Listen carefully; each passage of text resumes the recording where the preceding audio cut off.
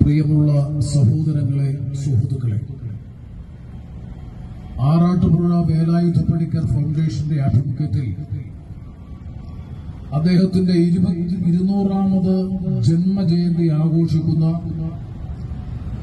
സുപ്രധാനമായ ഈ സംരംഭത്തെ കൂടുതൽ മഹത്വവൽക്കരിക്കാനും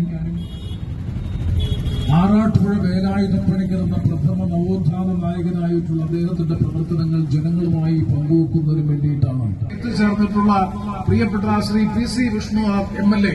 ഞാനൊരു പരിചയപ്പെടുത്തലിന്റെ മുഖവരിയുടെ ആവശ്യമില്ല.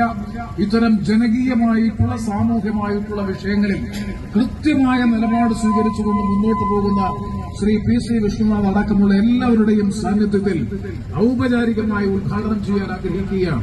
നമുക്കെല്ലാവർക്കും അറിയാം, ഇത് ഈ 200ാമത് ജന്മദിനം, അതിനോടനുബന്ധിച്ചാണ് നാളെ നടക്കുന്ന ഈ ചടങ്ങ് തിരുവനന്തപുരത്ത്.